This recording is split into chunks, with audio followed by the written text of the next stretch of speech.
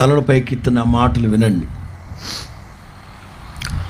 2002వ సంవత్సరం 2002వ సంవత్సరం నేను తెనాలిలో సేవ చేస్తూ ఉన్న రోజులవి. ఆ రోజుల్లో సతీషు, సురేష్, సూరి వీళ్ళిద్దరూ సోవియట్ యూనియన్కి సంబంధించిన ఒక పుస్తకం మ్యాగజైన్ తెచ్చి చూపెట్టారు నాకు. అందులో ఒక ఆర్టికల్ రాసింది 2002వ సంవత్సరం. అందులో ఏముందంటే, రష్యా దగ్గరున్న సైబీరియా ప్రాంతంలో భూమికి డ్రిల్లింగ్ వేస్తున్నారు. భూమికి డ్రిల్లింగ్ వేస్తున్నారు. సరిగ్గా 30 కిలోమీటర్లు 20 మైళ్ళ దూరం వెళ్ళాక ఆ డ్రిల్లింగ్ మెషిన్ అకస్మాత్తుగా దిగిపోయింది. మరలా కొంచెం ప్రక్కనేశారు. 30 కిలోమీటర్లు ఏమిట్రా ఇట్లా సడన్గా దిగిపోతుందో. వాళ్ళు ఆ రోజుల్లో కెమెరా ఒకటి లోపలికి పంపిస్తే వాళ్ళొక విషయాన్ని గుర్తుపట్టారు అక్కడ. అదేంటంటే, ఒక్కొక్కడు ఎంతున్నాడంట.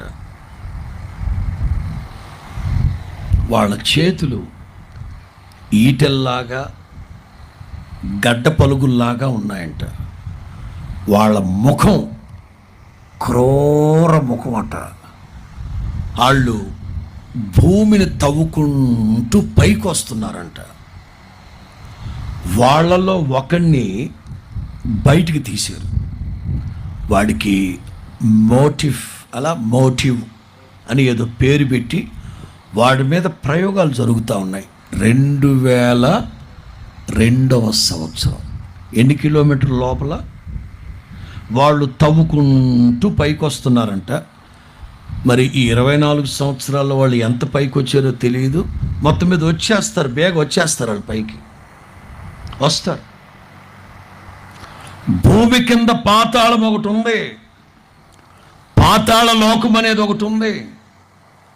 బుద్ధిమంతుడైతే జీవమునకు పోవు మార్గములో నడుస్తాడు.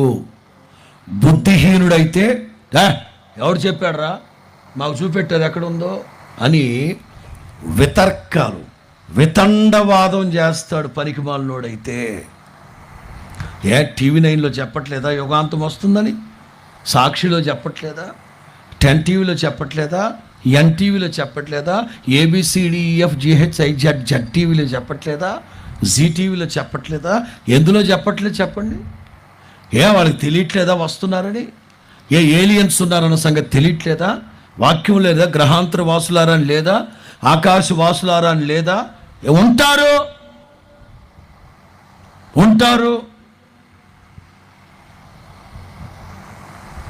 ఎందుకు గుర్తుపట్టట్లేదు? ప్రవచన గ్రంథాల్లో రాయబడిన ప్రవచనాలు నెరవేర్చబడుతూ ఉన్నాయి. ఎప్పుడు నీవు ప్రభు రాకడికి సిద్ధపడతావు? అగ్ని ఆరదు, పురుగు చావదు, ఏడుపు పండ్లు కొరకడం, యాత్ర పెట్టబడే పరిస్థితులు. తల్లి జాడ పిల్లకి, పిల్ల జాడ తల్లికి ఎరగకుండా పోయే రోజులు రాబోతున్నాయి. ప్రభువు నీకు ఇచ్చిన రక్షణ భయముతో వణకుతో కొనసాగించుకుంటున్నావా? క్రింద ఒక పాతాళం ఉందన్న సంగతి గుర్తుపట్టావా? అక్కడ అగ్ని ఆరదు, పురుగు చావదని తెలుసా నీకు? యాతన పెట్టబడతావని తెలుసా? బుద్ధిమంతుడైతే పరమునకు వెళ్ళు, జీవమార్గాన్ని కనుగొంటాడు. జాగ్రత్త. ప్రస్తుతం ప్రపంచంలో జరుగుతున్న పరిస్థితులు సమీక్షించినట్లయితే ప్రభువు రాకడ సమీపంగా ఉంది. జాగ్రత్త. లోకములో ఉన్నవన్నీ గతించిపోతాయి. దేవుని చిత్తాన్ని చేసేవాడే నిరంతరము నిలిచి ఉంటాడు. లోకములో ఉన్నవంటే నేత్రాశ, శరీరాశ, ఇవన్నీ గతించిపోతాయి.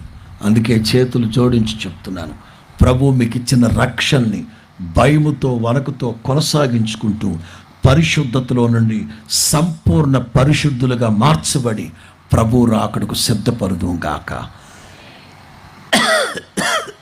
ప్రభు ఈ మాటలన్నీ మీ వినికిడిలో ఫలభరితంగా మార్చి ఆశీర్వదించును గాక.